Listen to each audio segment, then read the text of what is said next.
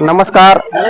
आपल्या गोष्ट शेतकऱ्यांची या यूट्यूब चॅनलच्या माध्यमातून जिल्हा परिषद प्राथमिक शाळा साळवा येथे जे विविध उपक्रम राबवले आहेत त्या विविध उपक्रमामध्ये शाळेमधील जे मॅडम आहेत त्यांनी पण माता पालक आणि अशा अनेक जे उपक्रम आहेत त्यामध्ये वेगळी भूमिका निभावलेली आहे. तर त्याबद्दल आपल्याला ती माहिती देतील.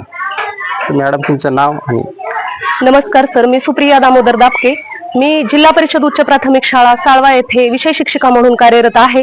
जिल्हा परिषद उच्च प्राथमिक शाळा साळवा येथे तुमचं स्वागत आहे. आमच्या शाळेमध्ये विविध उपक्रम घेतले जातात, म्हणजे नाविन्यपूर्ण उपक्रम घेतले जातात. त्यामध्ये माता पालक गट असो, माता पालक मेळावा असो, परसबाग, इंग्रजीचे उपक्रम असतील, वी लर्न इंग्लिश असेल, मी ज्ञानी होणार उपक्रम असेल, जनरल नॉलेज परीक्षा असेल, विविध उपक्रम घेतले जातात. आणि या उपक्रमामध्ये विद्यार्थी आणि विद्यार्थ्यांसोबत त्यांचे पालक सुद्धा उत्साहाने सहभागी होतात.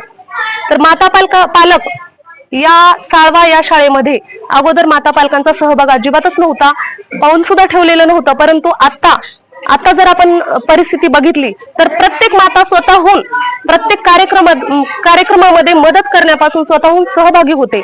आणि तसेच आपल्या विद्यार्थ्यांना सुद्धा FLN अंतर्गत, निपुण भारत अंतर्गत FLN सुधारण्यासाठी, FLN ची प्रभावी अंमलबजावणी करण्यासाठी सर्व माता पालक अतिशय उत्सुक असतात. आणि प्रत्येक वेळी आम्हा शिक्षकांना त्या विचारत असतात की आम्ही आता पुढचं काय करावं. म्हणजे माता पालक गट उत्साहाने सहभागी होतात आणि आपल्या विद्यार्थ्यांच्या प्रगतीसाठी नेहमीच त्यांचा सहभाग असतो. आणि प्रत्येक वेळेस शाळेच्या सहकार्यामध्ये त्यांचा सहभाग असतो. आता ही परसबाग जर आपण पाहिली तर कमरेपर्यंत गवत होतं या परसबागेमध्ये, तर माता पालकांनी हे कमरेपर्यंत गवत काढलेलं आहे. म्हणजे माता पालकांनी परसबाग ची मशागत केलेली आहे अगोदर सुरुवातीला, आणि म्हणूनच ही परसबाग फुललेली आहे.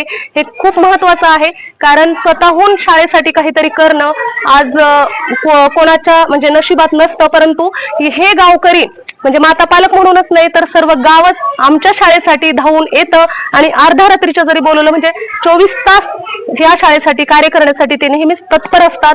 खरं तर आम्हाला आमचे मुख्याध्यापक माननीय गजेंद्र मोरे सर हे सुद्धा खूप छान लाभलेले आहेत. सर्वांना प्रेरणा प्रोत्साहन देत असतात. त्यांच्या प्रेरणेतून प्रोत्साहनातून आमची शाळा सुधारण्याचं आम्ही काम करतो. आणि खरंच आम्ही आमची शाळा जिल्ह्यात काय राज्यात सुद्धा नंबर 1 एक ना एक दिवस आणूच, ही शाश्वती आमच्या मुख्याध्यापकाच्या वतीने असे वाटते मला.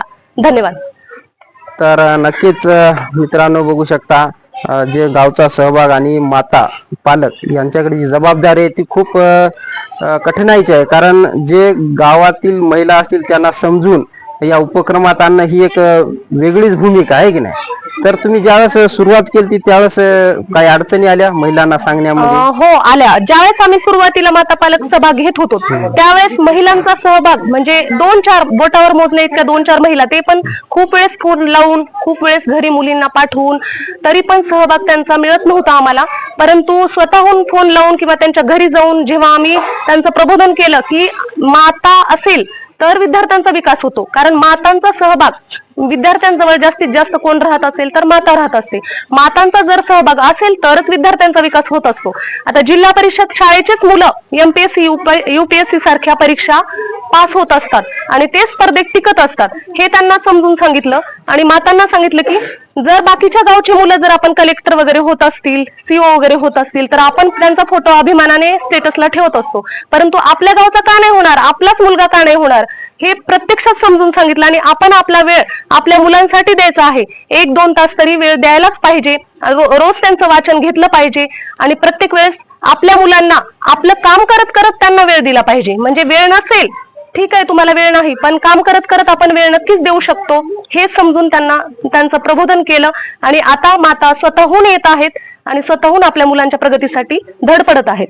धन्यवाद. तर नक्कीच आपण यांनी जे उपक्रम आणि याच्यामध्ये जी मेहनत घेतली आहे त्याबद्दल यांचं आपण अभिनंदन आणि कौतुक करूया. आणि आपल्या चॅनलवर नवीन असाल तर चॅनलला सबस्क्राईब, व्हिडिओला लाईक करा. जय जवान जय किसान.